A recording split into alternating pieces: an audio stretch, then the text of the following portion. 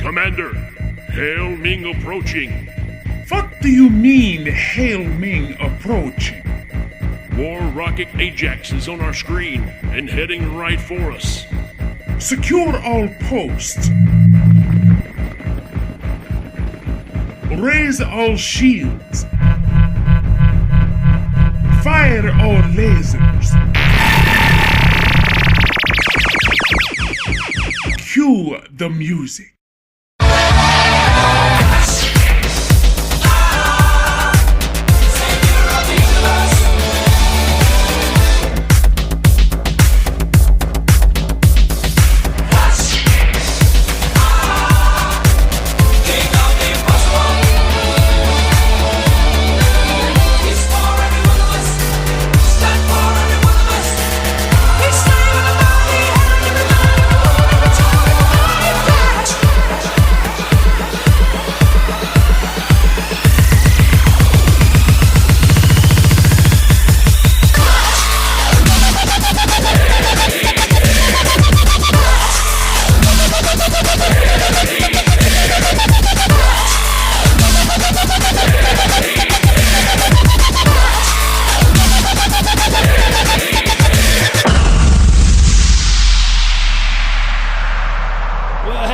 What's going on, everybody? Welcome back to another episode of the Hail Ming Power Hour. Yeah! I'm excited. Are you excited?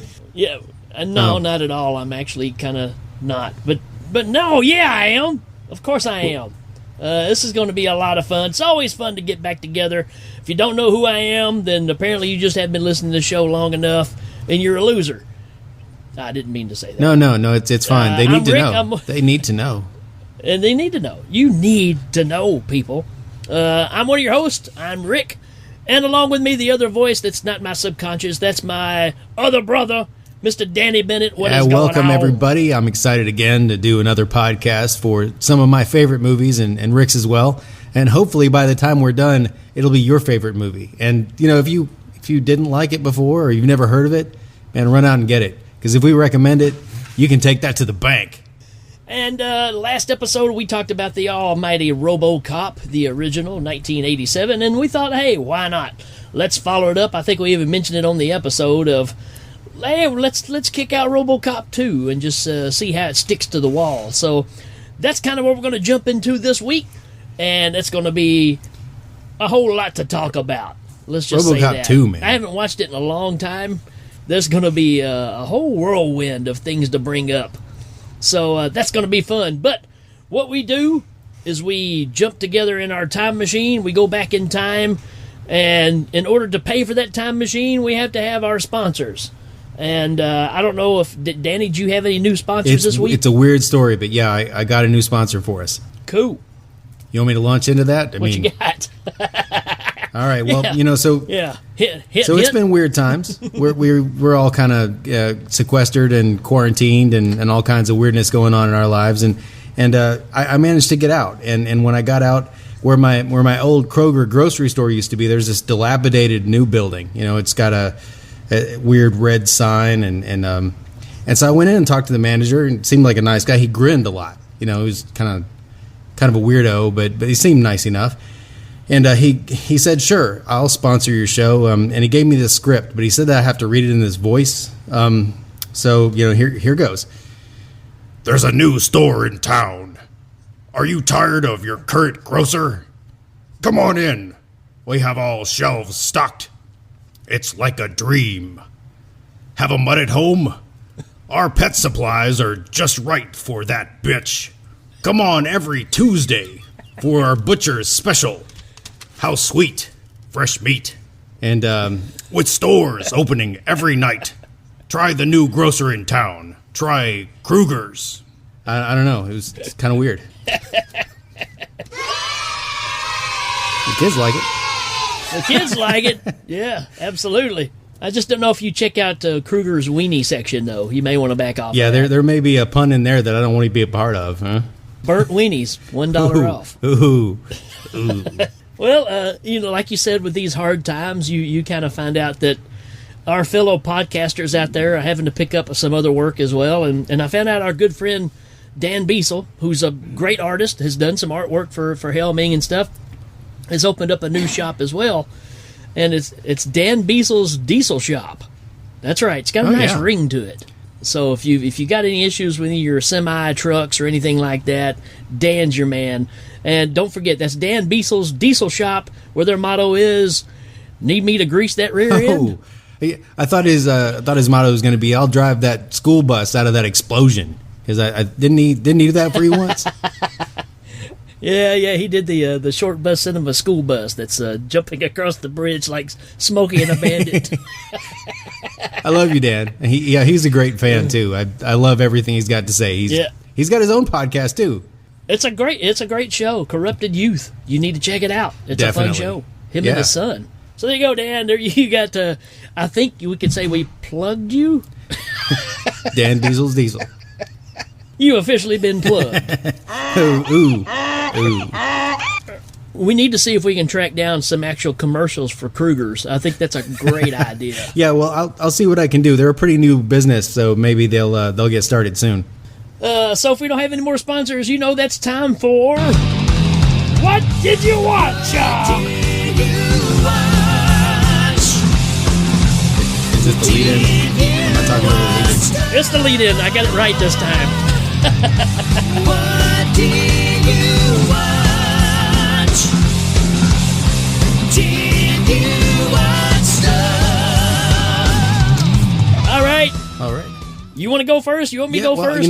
I did watch something this week, and it's bittersweet. It was a sequel I had heard about for years but never watched, and I finally made myself sit down and check it out. IMDb says, when a pup and his friend kitten take a dangerous turn, they're sure to find adventure and danger.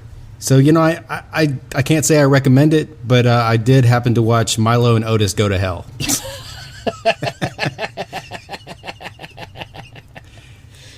It was not a fun watch, but it may be necessary, poignant. It's pretty good. What did you check that out on? What was that on? I want to look that up. It's on everything, man. I mean, it was on my mind, it was on my heart, it was on my soul, and I think I caught it on Amazon Prime actually. So give it a watch. Oh, yeah, I'll definitely be checking that one out. I've got guess what I watched?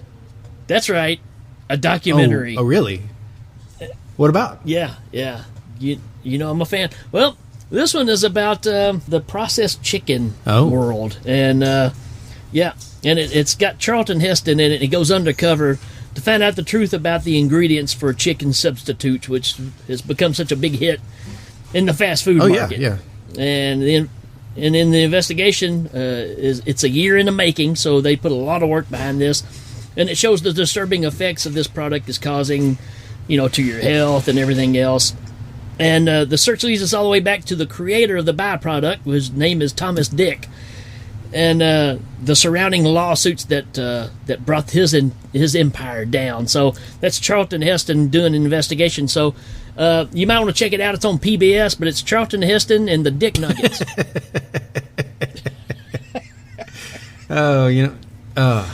If I had just heard the title, I'd have thought it was a band. Right. Oh God. So be looking for that one. Thomas Dick, the creator of the chicken nuggets. That brings us to the end of What Did You Watch? What did you watch? Did you watch stuff? Dick Nuggets.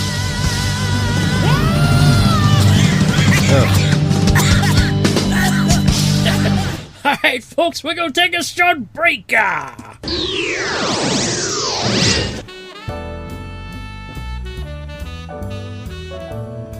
Hail Ming Power Hour is brought to you by Marsupial Planeteers. By your powers combined, I am Captain Kangaroo. And loyal subjects of Mongo like you. Hail Ming! New movie reviews all the time. See if these films age just like a fine wine. Oh no, we'll jack it up again. TV, games, and more within. Rotten Tomatoes and IMDb are all the rage, but we'll lock those critics up in one cage. The Jacked Up Review Show, every Wednesday evening on Spotify, Podbean, Anchor, and other available podcast apps.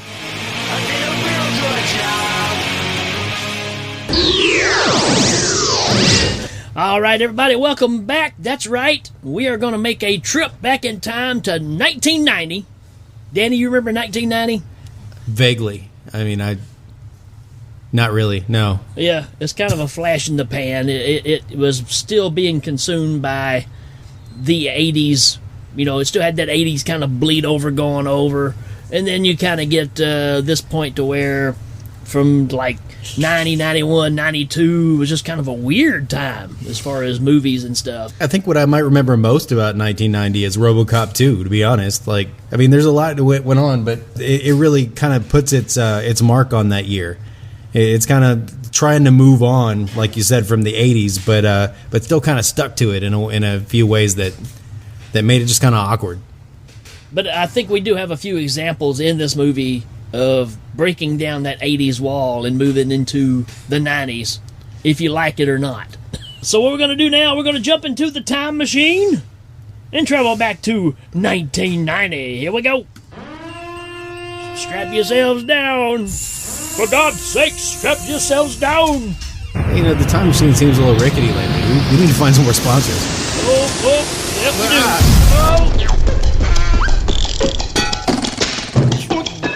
I never get Purring used to the like a G-forces. Purring like a kitten. That was a rough ride. 1990. Ooh, look around. Yeah. Why? Look at all the long suit coats, man. Hey, there's a guy with a mullet. No big shocker there. Ooh, shocker. Who left this laying here? Oh, you know, I'm sure that they're not missing it. All right. Robocop 2. We have a synopsis for this movie, which comes I don't even know how to describe it. I'm so shocked by it. Is it Mitch Pileggi? It is not. It is not. It would be It good. would have been so poignant.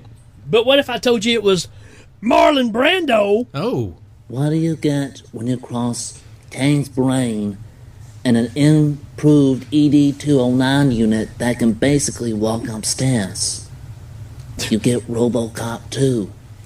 Cyborg law enforcer Robocop returns to protect the Robocop? citizens of old Detroit. Not the new one, He's a though, master. but faces a deadly challenge when a rogue OCP member, not gonna say who it is, secretly creates a new evil movie title, Robocop 2. After Lewis guns down a criminal, Robocop says, "You are under arrest. You have the right to remain silent. Anything you can say or will be used against you in a court of law." Lewis replies, "He's dead, Murphy." Robocop says, "You have the right to an attorney." Lewis says, "You're reading Miranda to a corpse." Robocop says, "I'm having trouble." Trouble indeed. But, good movie. It's a pretty good movie. Go watch it. Oh, wow. Hey, Marlon. Let's not have him back. I don't know, man. He's pretty spot on, I think. We'll bring him back for the Island of Dr. Moreau episode. How about that? Oh, yeah. Are we going to do that? Sure. Yeah. Yeah. Of course. What's your first reason to watch Island of Dr. Moreau? The end credits? Ving Rhames? I don't know. Courtney Cox? I don't know. How about the little Vernon Troyer? Seeing that? No. It's he might as well be. Wow, this is so wrong. We probably need to keep moving. Right. Talk about So movies. with that being said, I know this is one of those movies that kind of sparked our friendship here because we got to talk about this one. But yeah, Danny, what's your number one reason to watch RoboCop 2? Oh man, there's so many reasons to watch RoboCop 2. I'm just gonna go with one that's maybe a little unsung, but I'm gonna go with sleazy Kevin Nealon, right? The OCP lawyer who like continually just like pokes at RoboCop's face and refers to him as a thing, and he tells everybody, "Watch out! you're halfway to getting sued into oblivion. This guy is just the epitome of the sleazy lawyer. And, without him, you just wouldn't have anybody to hate quite so much. I think he's worse than the drug dealers. He's pretty bad. I mean, and that's a good description, too. I like the Kevin Nealon with a ponytail, basically, so... Yeah, no doubt. I mean, he's the worst. Yeah, I mean, so, with Miguel Ferrer getting knocked off in the first movie, you had to have another sleazeball to kind of take credit for running Robocop. So this is the guy they picked. Yeah, well, good choice. I hate that guy. Yeah, there's a lot of people you hate in this movie, So let's see. My number one reason is the Robocop 2 lineup. The other variations when they're making the new Robocop and they show the little video. Yes. And the robot comes out and like shoots himself in the head, and the one pulls his head off and screams and dies. The Robocop 2 montage. I mean, it's in stop motion. Yeah. Because that was the effect they were using, and it is such a great, it's fantastic. Of course, they're showing the owner of OCP sitting there just putting his head down with everyone they show, just like, oh man, this is terrible. Yeah, I like I like when they start that scene though. The scientist that's in charge of the operation, he's biting his nails like crazy. Yeah, and he's like, because he knows that he's about to get reamed for just how much money this is costing and how many people get killed. It's awesome. Oh, it's fantastic. So, what you got next, man? All right, next up, the mayor of Detroit. Yes. I mean, this guy, he's like, we're bleeding money like crazy. Bunch of people are dying. The cops are on strike. I mean, he is so entertaining as just the harried, like goofy elected representative who he's in the worst situation possible. And all he does is just scream about it. Yeah, man, he's a high point in the movie. Every time he's on the screen, that's who you're watching. I've actually had him down. That's like my fourth or fifth reason to watch Mayor Kuzak, and he's fantastic, man. And I got to looking at like other movies he was in. He was in The Color Purple, but everything else he was in was pretty B-grade stuff. But he knocks it out of the park in this one, man. I think he's a fantastic part of this movie. Oh yeah, he played Harpo in The Color Purple. He did. Uh-huh. Yeah, nice. I mean, he's got some acting chops. He's just also really entertaining in kind of a silly way, Well, he's almost a Tasty Taste character in this. It's like if Tasty got to be the mayor. Tasty mayor. He's a little more pulled back a little bit, but just the way that he gets in people's faces, like, this is not going to work. This is unacceptable. And just, chews it up, man. He's fantastic.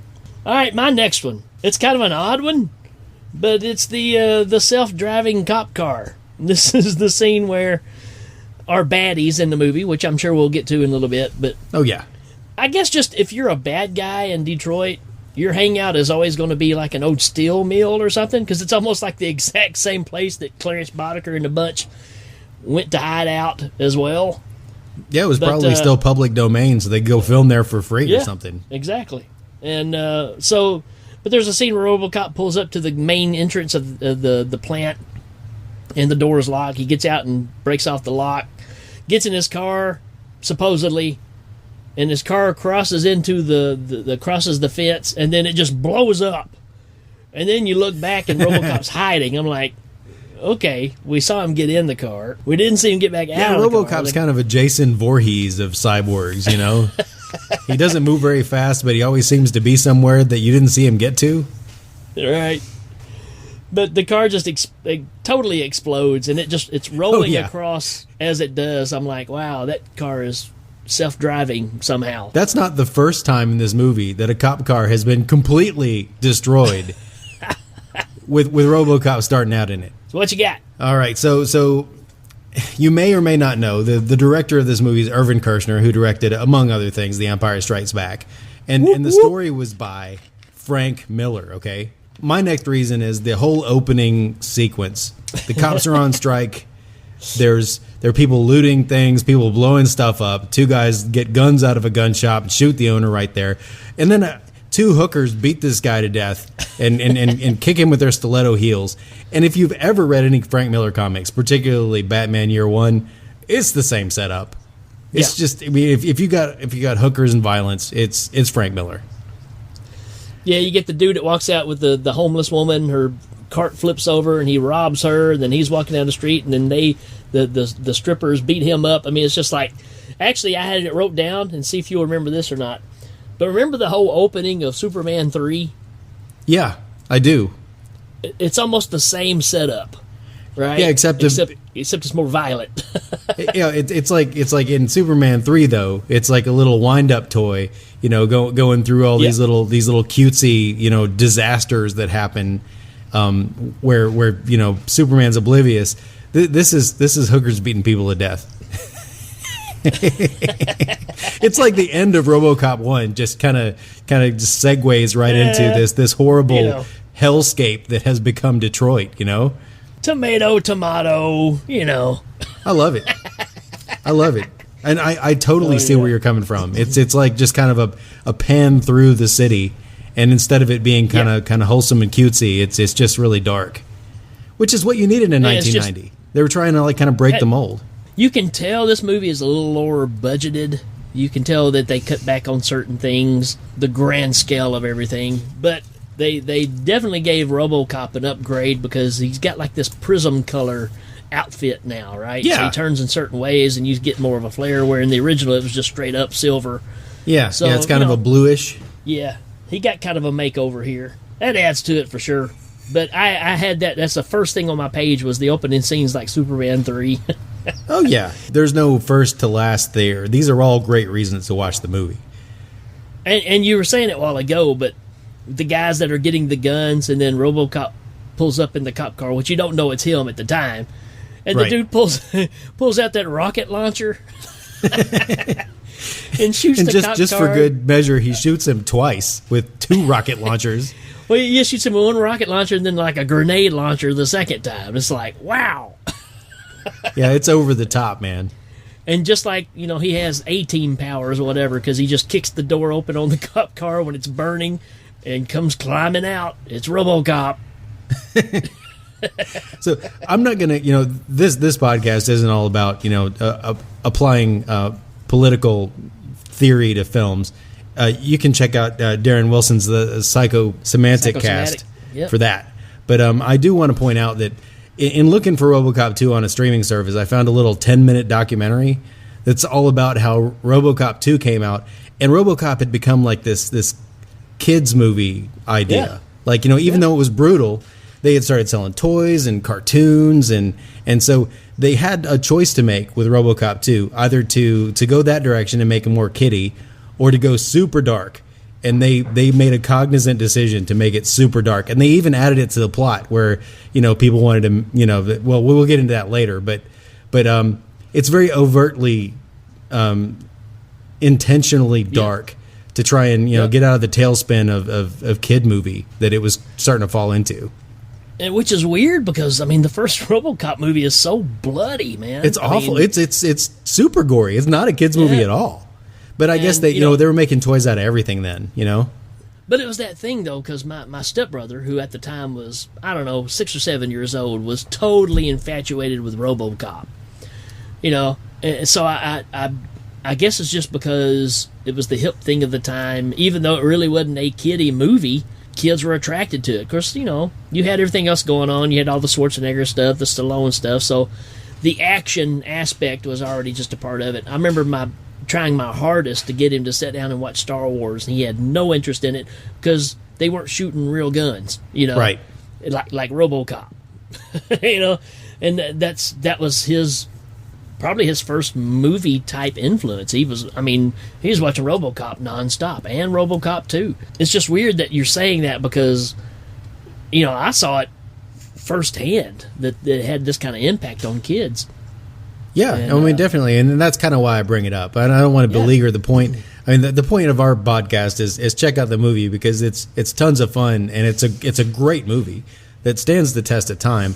But I also want to point out, that this little 10-15 minute documentary that this guy put together and probably has for free on YouTube is all about how the studio was trying to make it more of a kids thing, and they actually wrestled control of it back and did in order to try and stop that tailspin. They actually made it something super dark, and that's a reason why they have things like kid drug dealers and baby hostages. You know, it was a cognizant effort to make it so bad that kids wouldn't want to watch it. So I don't know where we are. I don't know if it's you next or me next. I think it's you next. Yeah, I might have. I just kind of wanted to throw that in there because I thought that was really interesting. I'm just gonna say it. Like, this is at the end of the movie, but this is what I think of when I think of RoboCop 2. RoboCop 2 coming up the elevator shaft. So RoboCop 2 isn't humanoid. You know, he's got arms and legs, but he's got all these extra appendages, and he's got like no face. And there's a part where he's down in this elevator shaft and he's falling and he catches himself. And the next scene, RoboCop looks down, and RoboCop 2 has just got these spinning arms, just kicking him like revolutionary wheels, kicking him up this elevator shaft. And it is just it's an image that has stuck with me since I watched it the first time. It is such a cool robot moment. It is so cool, and I love it when he busts through the top and he just goes free falling off the side because it's like he didn't know when to stop. So yeah, that's what I got. That's my number 5 reason, maybe. Yeah, that's a man. You know, like you said, it's one of those things you just automatically think of when you think of this movie.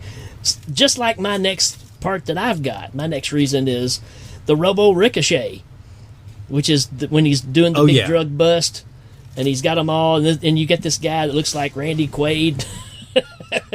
Has got the woman at gunpoint. I'll shoot her. He's got the baby hostage. She's got the baby hostage. I'll kill her. We can't have that now, can we? Yeah, and he tells Lewis to put her gun down, and then he just kind of points his away, and his super scope, sets up the ricochet shot. Yeah, it's just awesome, man, because, he's planning out just like shooting billiards here. If I shoot right here, it's going to hit him right in the head, and everything's going to be cool. But I just love that the crazy guy they got he looks like Randy Quaid with a wig on. That's funny. That's super funny. So, because I've got right here in my notes, I've got guy with the baby hostage, Randy Quaid.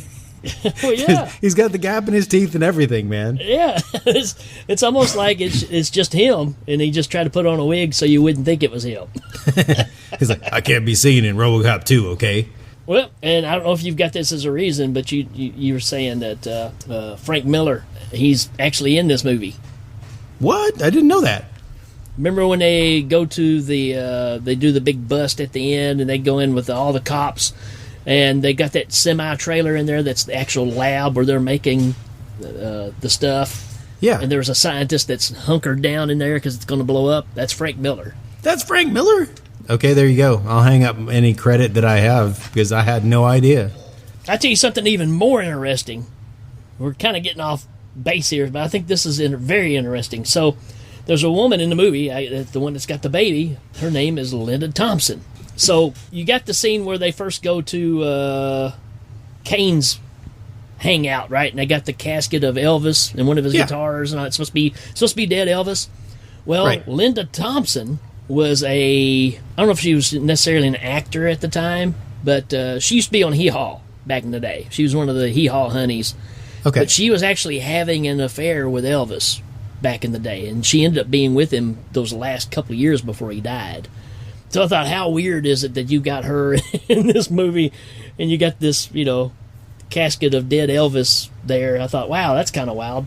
So Linda Thompson was also married to David Foster, big music director, and she was also married to Bruce / Caitlyn Jenner back in the early days. So the kids that Bruce has that have the Jenner last name were kids that she had with him. There's a whole bunch of weird, backstory there, but I just thought it was ironic that here's a woman that spent those last years with Elvis, and here's dead Elvis in this movie, and I'm sure that wasn't planned. I'll do you one better. Okay, in Predator 2, the guy who ends up, the Rasta drug dealer who gets killed by Predator 2, it's Bob Marley. What? Yeah, straight up. Now tell me, is it going to be you and me forever? It's Bob Marley. Can I get a Hail Ming on that? I was trying to get to it. Hail Ming. I just couldn't be one up by your Elvis knowledge. I had to throw something in there. I think Bob Marley was dead by then. In Predator 2, of all places.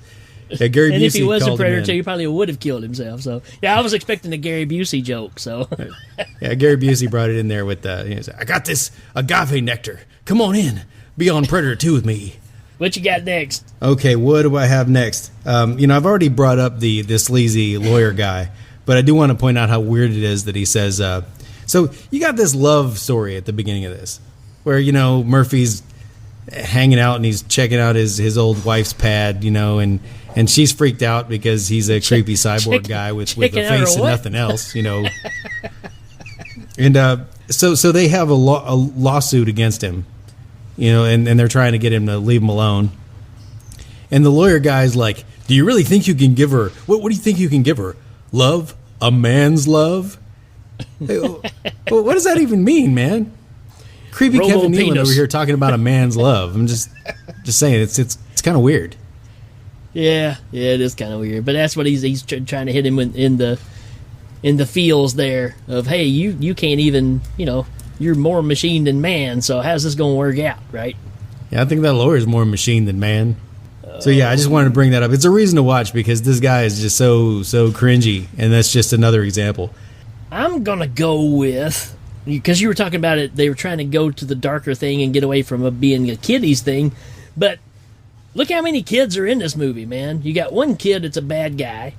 You got the Little League team, which is awesome. I mean, that whole scene is fantastic. But my favorite of the bunch has got to be the kids at the fire hydrant. Is the kid what? The kids at the fire hydrant. Oh, yeah. When he goes out there and he turns the water off, and the one's like, you're out of your freaking mind. And the girl gets on his back and spray paints on his head. Yeah, I agree. I mean, well, and that goes into the whole plot point that, so when they rebuild Robocop, which you haven't talked about him getting chopped up yet. Yeah.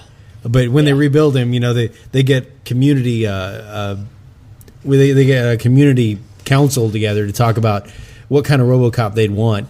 So of course, they add all these directives of him, being a role model and talking to kids and questioning things first and getting consensus before he acts and not shooting all the time. And so when he comes out, he's basically crippled by all these expectations. And again, I do think that it falls in line with what this guy was talking about, that documentary, that it's like they were trying to make him into this role model, so they kind of chopped up what the idea was. They took all the darkness away. And just to mention, I have it in my notes here too, that the Little League team that's taking out the pawn shop are the Motor City Muskrats. And they're beating the guy who owns the store with a bat. It's such a great scene. And one of the kids is going, harder. Oh, it's what's funny is the coach is encouraging it. He's the coach is rubbing like VCR putting the stuff in the back of the car. Good reason. Okay, so I'm going back to the things that I would have remembered whether or not I rewatched the movie. And my next reason to watch is the no directives found scene. Right after this whole thing where they rebuild him and they add hundreds of directives so he can barely even think straight. He hears the lady who's kind of his handler, his psychologist / technician. She says, well, short of wiping his brain or sending 10,000 volts through his body, there's nothing we can do. And he walks right out the door, goes right over to a power station, like a transformer, and he just grabs it and shoots himself with all his electricity to kill all the directives. And then he's searching for directives as the cops are carrying him away, because they all kind of rally around him. They're all on strike and they break away, and it says no directives found. And I'll tell you, just like RoboCop 2 coming up that elevator shaft, when I was a kid watching this movie, that no directives found, it's like that moment. You feel like, now he's gonna go get somebody. Then he tells them all to follow me. I've got it here. Robo gets juiced. Yeah, I knew you'd be there, man. Oh, I love that, because he's hearing the conversation. He's like, screw that. And he just jumps up, runs outside, and electrocutes himself. It's like, all right. Because it might have killed him, but he was like, it's better to risk it at this point, I guess. And then of course he's got the line, the line where they say, "What's bugging you, Murph?" Kane. Kane's bugging me. Yeah. Yeah, they tried to do the kind of like what they did with the Frankenstein monster. They give them more and more lines, and I think some of them in this movie are a little more overstated. Like when he grabs the guy, where did you get this? It's like, okay. He's trying to put too much emotion into it, but you're still supposed to be a robot, right? Yeah, I think what they were trying to do was make it seem like he was kind of a single purpose. Like he couldn't be averted from his one single role as the lawgiver. And the one problem on the streets, or the biggest problem, was the nuke. We haven't even talked about but this whole movie is based off this drug, nuke. I mean, and that's even what they use to entice Robocop 2 to work for them, is just by giving them, drugs, pretty much unlimited amounts of this nuke. And for this nuke, he'll kill everybody he used to be associated with. He don't care. I mean, it's all about just getting the drugs. And it's an interesting concept. And again, you got to go back to Frank Miller, all this, because, here's the upholders of the law breaking the law to create a force to go uphold the law, and it all ties into, it's still all seedy. There's still money behind it all. Yeah. It's the really corruption, right? Yeah, shows how how it's all corrupted, and it's still pretty powerful. I guess that shows how Frank Miller is perfect for Batman, because Yes. Batman works with his own code, and he's not beholden to money because he's got that, and he's not beholden to politics because he doesn't have any need for it. So it's a perfect fit for Frank Miller. He kind of turned RoboCop into Batman, where he's got a single purpose and he won't be taken from it. And when people try and corrupt it, and he finds a way around it. And I don't know that we need to go through the whole plot. Like I know that I've explained some stuff, but I think that the reasons to watch the movie, that the movie itself is fantastic from beginning to end. The plot is awesome, and just the moments in the movie are kind of back to formula for us. As far as like the reasons to watch it is because you're going to see some crazy stuff. Yeah. Well, you said it a while ago. I got it as the dissecting of RoboCop. Ooh, it's almost worse than the first one. You can tell they were trying. Yeah, it's pretty rough. And then you get it just says RoboCop, which is where they used a dummy from the waist up, like a animatronics kind of thing. Yeah. And they've got him hanging up there, and he's just making faces like, and it's so good. I just think it's so funny. You can tell it's not really a dude, but it's really good animatronics. They're really compelling because he's not supposed to look real. He's supposed to look like a man machine. And I think it's just really, I think they did an awesome job with it. When they take his body and throw it out of the car right there at the police station, they just dump the body parts out. It's like, wow, how crude. Yeah, that's a great scene. I mean, like all the stuff with RoboCop disassembled, it's really gruesome. And it does a good job of kind of like pointing out just the diabolical nature of the bad guys in this town, that they would just do this to someone, and maybe like OCP, they just saw him as a machine. But at some point you got to think, well, and the kid says it while they're taking him apart. He says, I hear he's got a brain. I want to see it. And this kid's like, what, 10? Yeah. So my next reason is RoboCop in front of a truck as a battering ram through a bar. So there's this showdown that happens. That whole scene is fantastic. First of all, I want to say if you're driving your motorcycle past RoboCop, jump over him. Don't go past him, because the two guys that jump over him, they like use his crotch as a ramp. They're fine. But the third guy maybe I'll go around him. He snatches that dude right off that bike. So he gets on the bike. They play chicken. This whole chase scene, but there's this truck that Kane, the drug lord, is driving. RoboCop's on the front of it, and Kane just turns and just drives straight through a bar. And it's like, from the inside of the bar, it's like, where everybody knows your name sitting there, and the truck comes right through with RoboCop clamped to the front, so it's like RoboCop's back just busting through brick walls. It's a great scene. Yeah. It's so Yeah, good. It's like something really out of, I Come in Peace or something. Yeah, it's full on late 80s action sequence here. It's fantastic. I just watching it again. I mean, I love the fact that when he gets on the motorcycle and Kane's looking in the rearview mirror and he comes flying by the truck and he's standing up on the motorcycle. He's not with his legs bent. His legs are just straight, so he's just like standing up on the bike going past him. Goes down and turns around, gets ready to play chicken. It's fantastic. Yeah, well, it's a chase sequence. I mean, like it's right up there with Terminator 2 as far as just great like car action. Right. All right, so just to recap, we got up to 10 reasons. Number 1 is sleazy Kevin Nealon. Number 2 is the RoboCop 2 montage. Number 3 is the mayor of Detroit. So got number 4, missing number 4. Number 5 is RoboCop coming up that elevator shaft. Number 6 is the RoboCop ricochet shot. Yeah. Boom.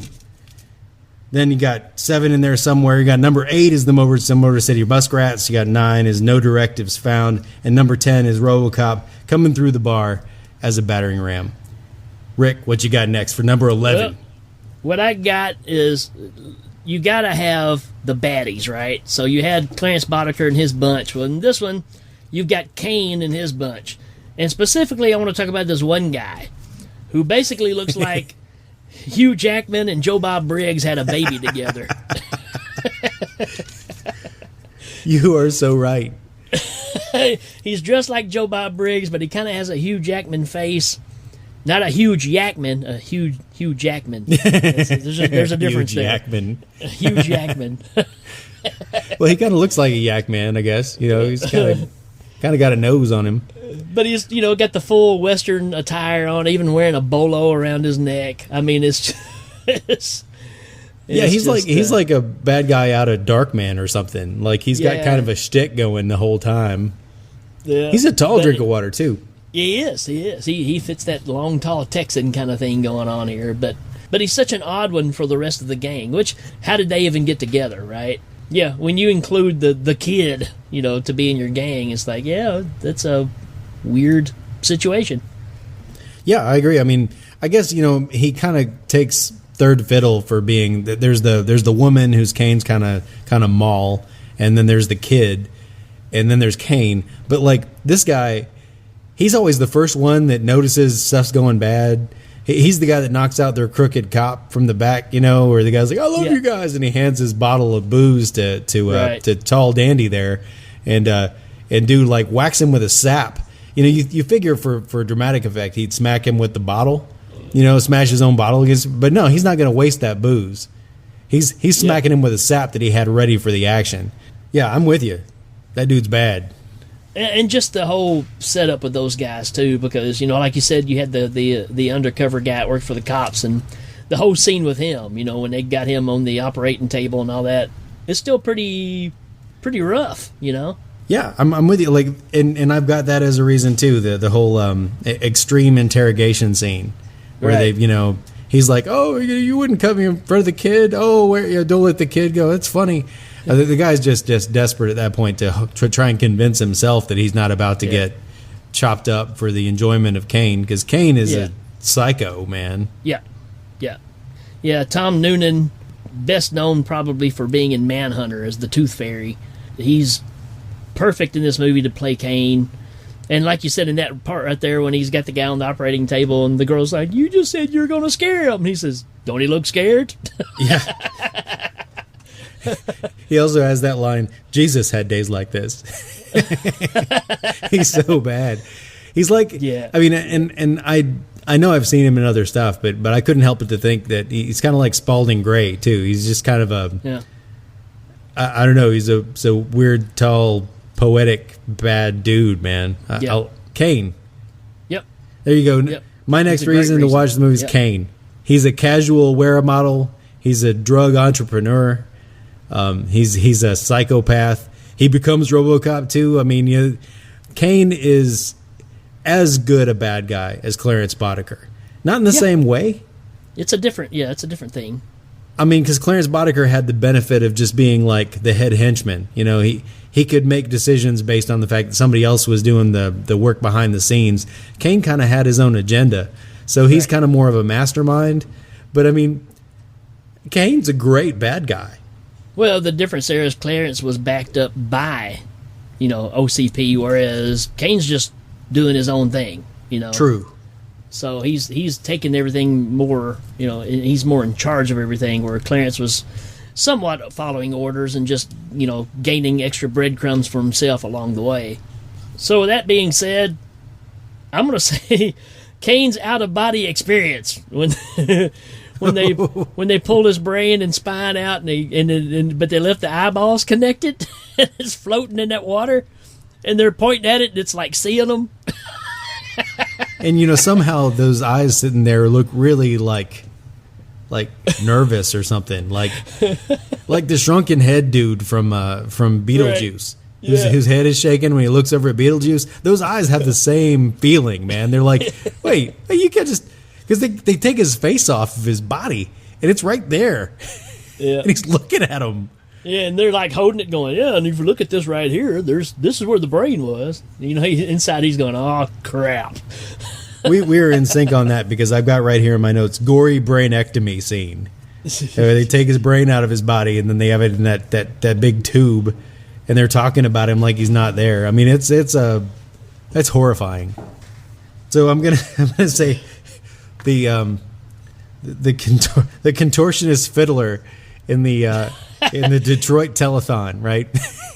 So this whole thing, I'm not going to get into the whole plot, but you've got Detroit trying to win itself back. You got OCP trying to buy it so that they can be the first corporation to own a city. And you've got the drug lords who are basically owning the streets.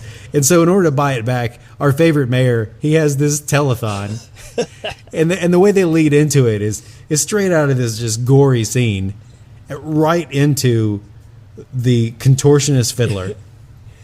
Out of that whole brain scene, they go right into this guy who's straight out of UHF, right? Exactly. That's exactly what I was going to say. It's like he turned the channel and just went to UHF. Oh my God, he's on this cheap telethon stage with all these people with phones in the background, and he's playing Born to Be Wild on a fiddle while he's got his head between his legs. I mean, I wish I was making this up, but I'm not. It's the fact that he gets to the end of the song and he falls over and he breaks his fiddle, He breaks his fiddle at the end. Oh my God. So if you haven't watched it in a while, like just find it on YouTube or something. I don't know if it's there. I'd be disappointed in the world if it wasn't. But the telethon for Detroit's future, with this guy playing Born to Be Wild in multiple positions as a contortionist, right, is just amazing. Well, it's funny because that's exactly what I had next on my list as well, was the telethon. Save Detroit fiddle player.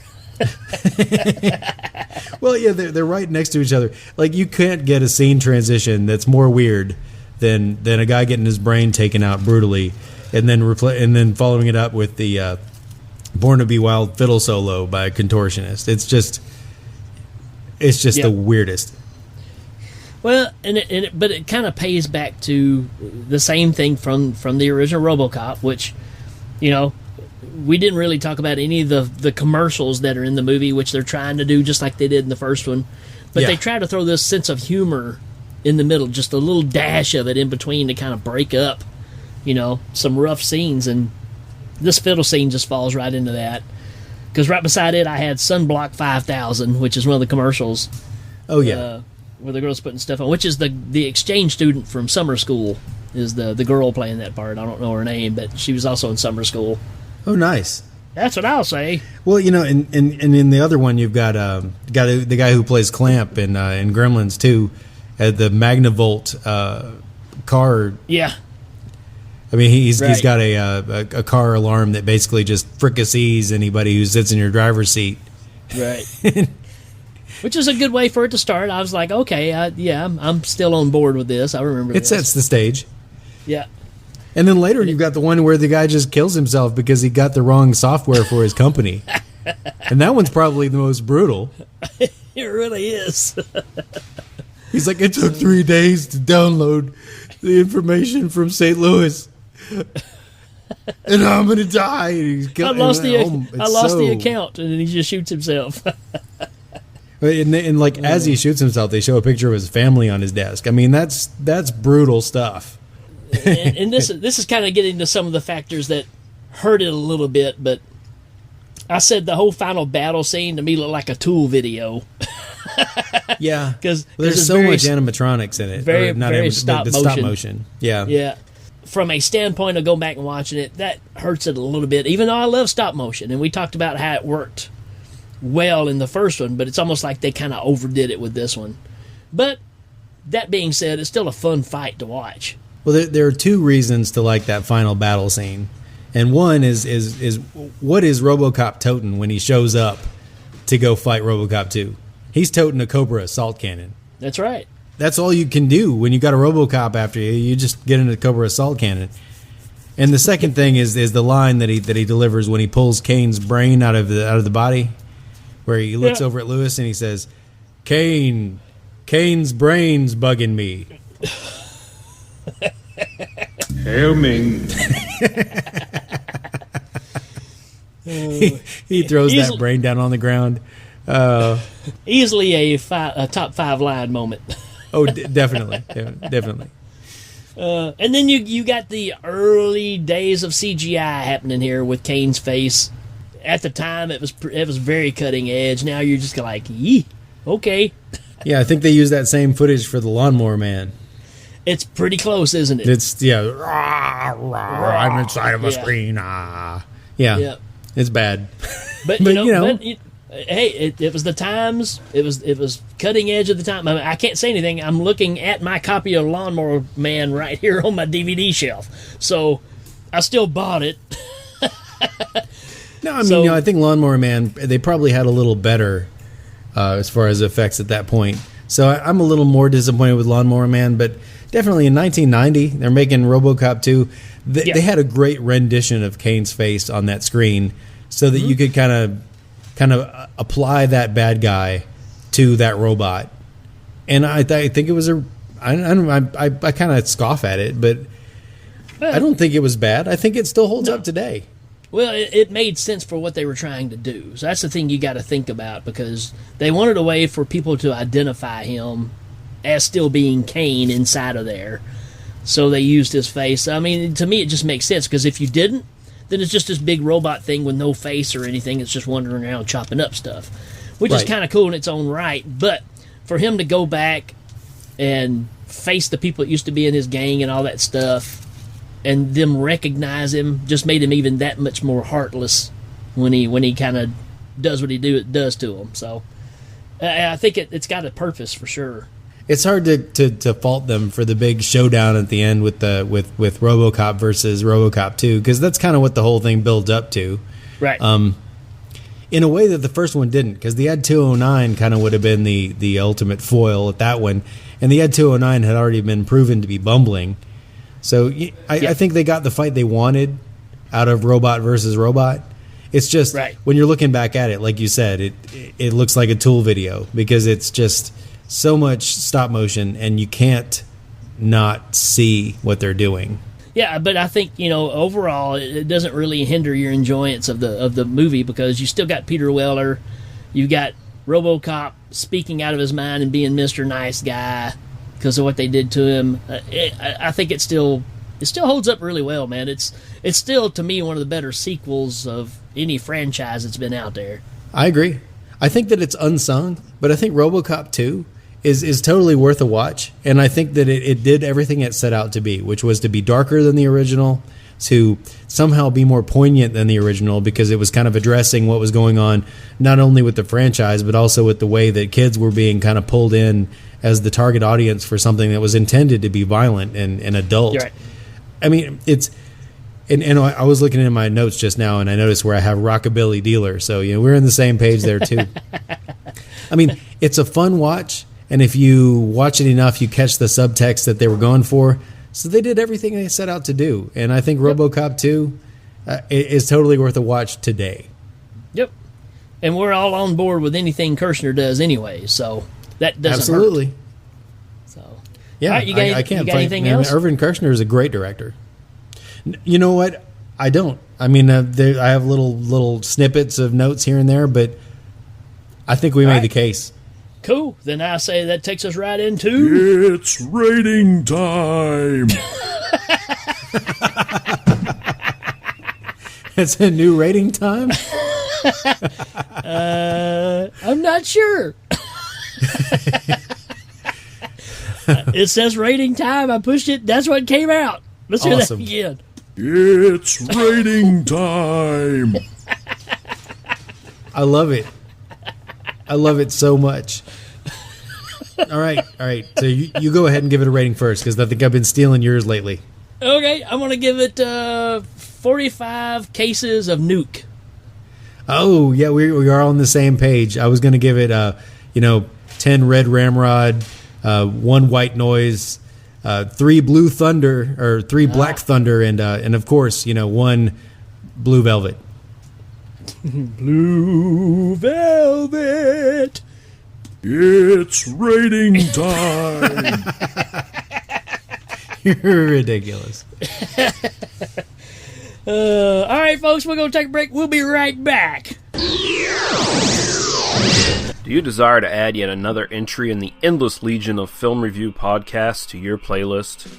Can you not stand the thought of having any moment of your dull, pointless, waking life intruded upon with the sounds from the real world, and would prefer to listen to a small cast of assholes talk about movies?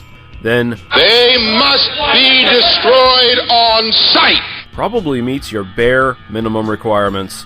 Join Lee Russell, Daniel Harper, Paul Romali, and the odd guest hosts as they talk about films from every genre, ranging from the obscure and schlocky to the well-known top-dollar classics. Look for... They must be destroyed on sight! On iTunes, Podbean, YouTube, and Facebook. That's... They must be destroyed on sight!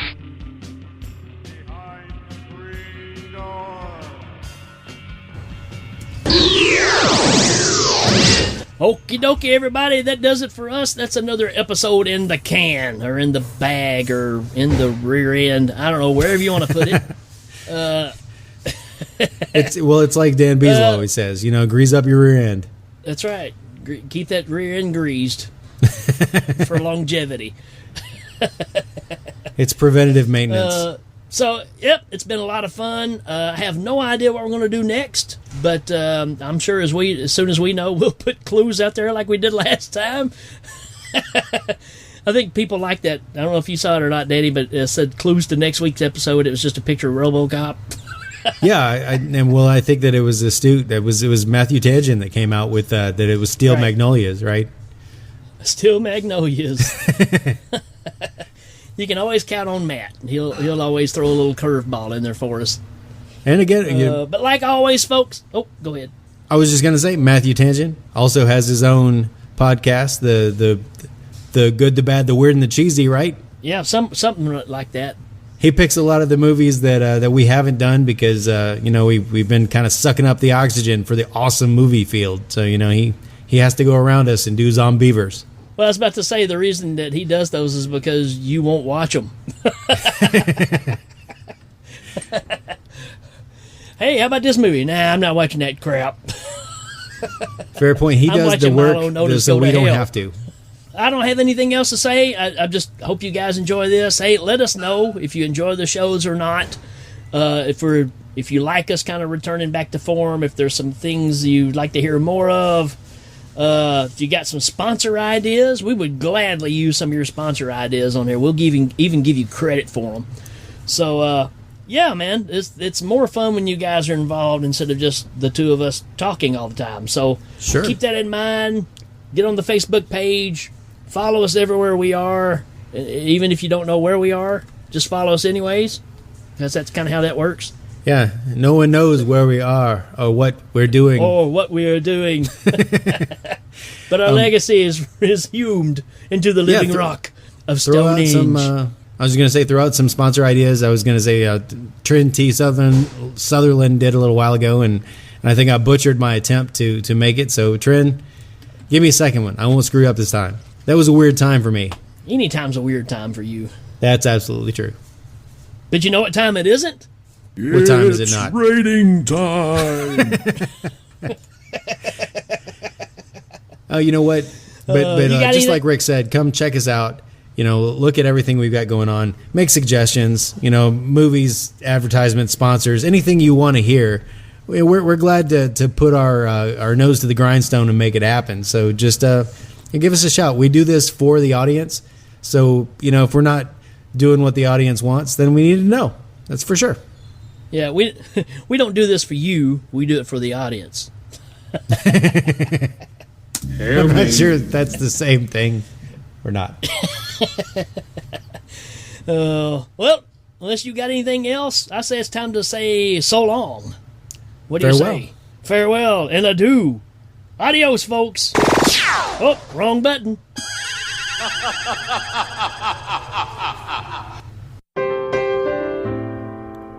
Imagine a future of abundance and friendship. A time where all come together for a common good and the benefit of everyone. Can you see it? Clean air, good neighbors, a helping hand wherever you reach. Can you see that in your mind's eye? Okay, now think of the opposite. Now add a lot of guns and a super addictive super drug. That's Robocop 2. Well, good night and stay safe, minions. And always remember, actions speak louder than catchphrases.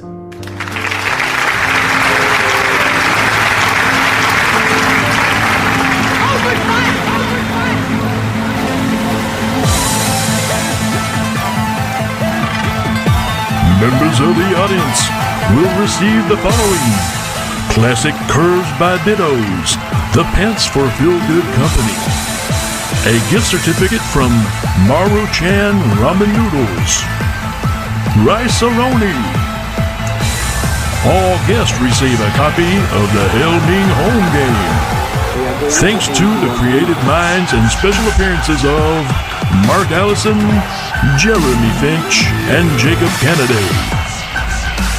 Hail Ming is a proud member of Legion Podcasts. Check out all the great shows at legionpodcast.com. Hail Ming is available on iTunes, Stitcher, Google Play, and Legion Podcast. This is Dan Pardo saying good night.